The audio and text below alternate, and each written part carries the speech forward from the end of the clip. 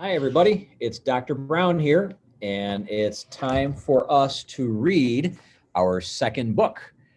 I thank everyone who had an opportunity to read our first book. And our first book was about worrying. And as I visited some classrooms this week, I thought it might be a good idea because we're learning about worrying to maybe read a second book about it. So the book that we picked out this time is called Ruby Finds a Worry, and it's written by Tom Percival. So here we go.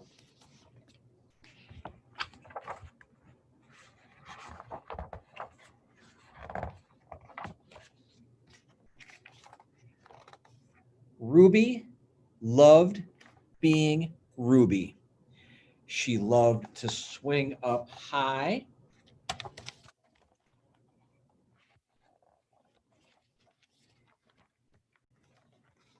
And she loved to explore wild, faraway places.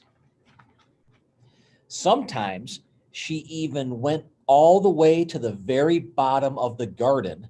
Ruby was perfectly happy until one day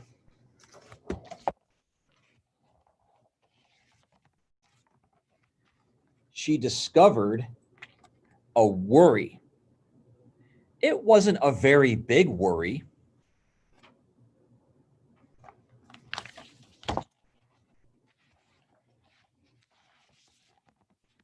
In fact, it was so small that at first Ruby hardly noticed it.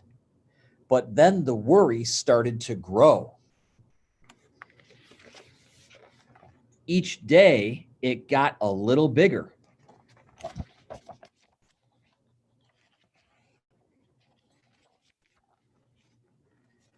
It just would not leave her alone. It was there at breakfast, staring at her over the cereal box, and it was still there at night when she brushed her teeth. That worry is around all the time, isn't it?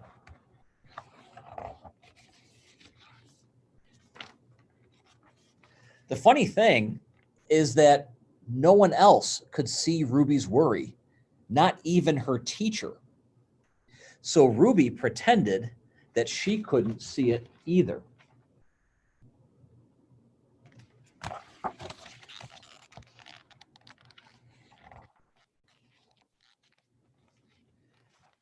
She tried to carry on as if everything was normal, but it just wasn't. The worry was always there, stopping her from doing the things that she loved.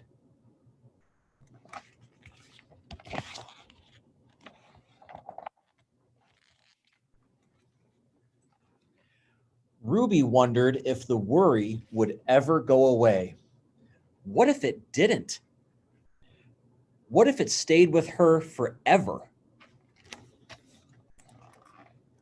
Ruby didn't realize it, but she was doing the worst thing you can ever do with a worry. She was worrying about it.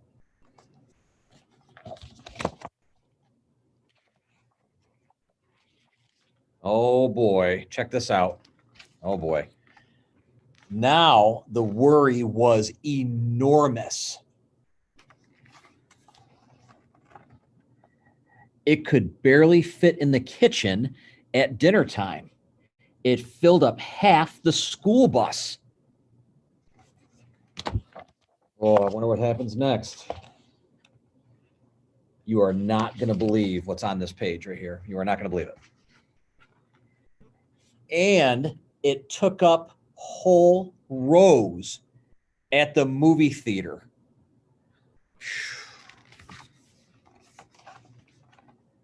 The worry became the only thing that Ruby could think about, and it seemed like she would never feel happy again.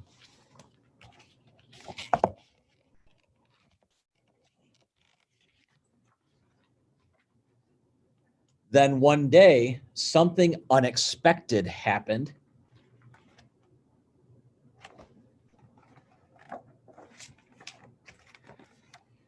Ruby noticed a boy sitting alone at the park. He looked how she felt, sad. And then she noticed something else, something hovering next to him. Could it be a worry? Did she just find somebody else who also has a worry? Let's find out.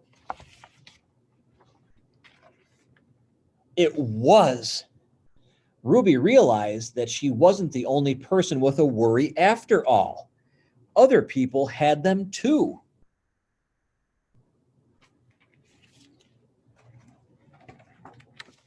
She asked the boy what was on his mind, and as he told her, the strangest thing happened. His worry began to shrink.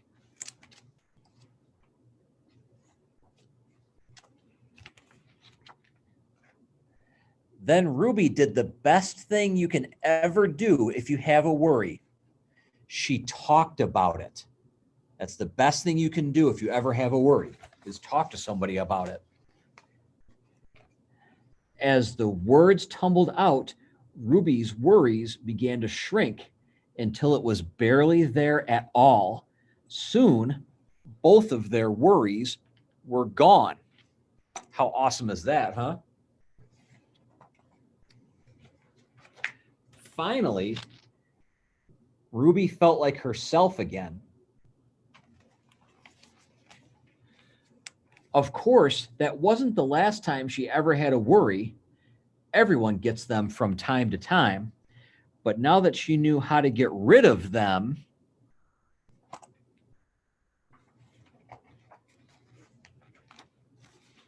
they never hung around for too long. The end. Well, I thought that was a great book about being worried, right? And I actually brought a little special guest today for our reading.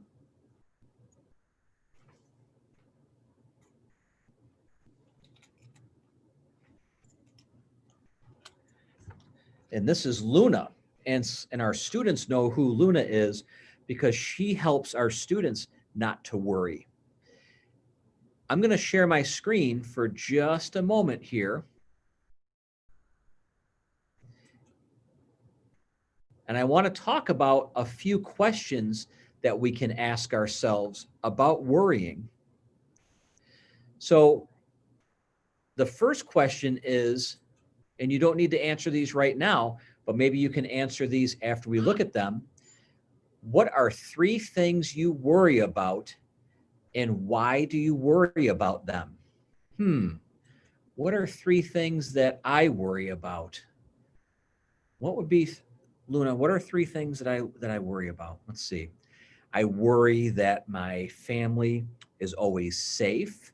I worry that our students and the people who work here are always safe. That might be 2 things.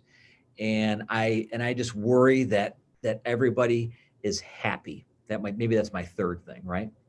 I don't know, Luna, what do you think? What are you worried about? Probably worried about making sure you get dinner on time here in a little bit, right? So I'm going to go back and share my screen again. I worry about those things, I think, because I just want everybody to be happy and I don't want anybody to be worried about anything. I always feel like it's okay for me to worry, but it's not okay for other people to worry. And I'm not sure that that's the right thing to always think. Here's our second question. Is there anything that you can do about your worry to make it go away? Well, I think I could realize that my family is safe and that I'm doing everything that I can to make our students and our workers safe.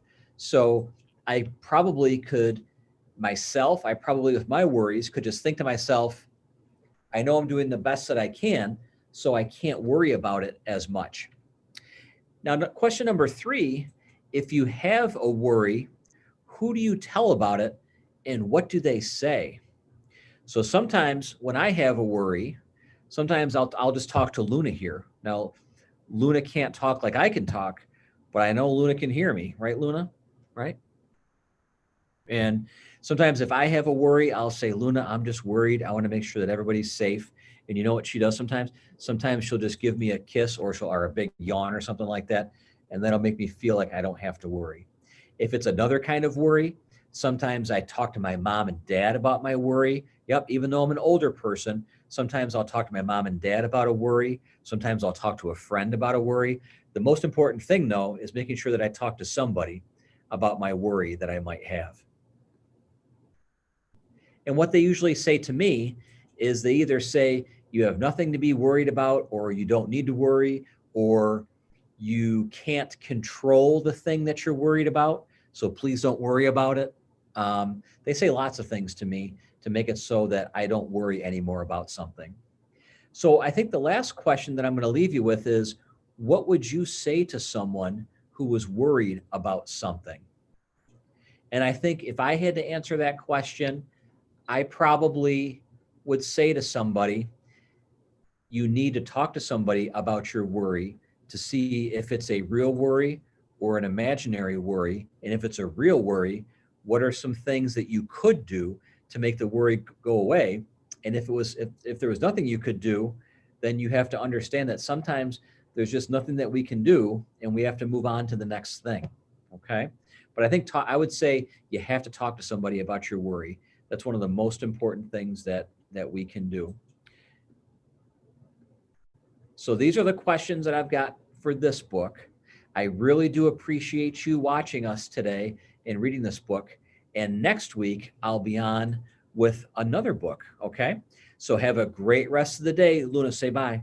Bye.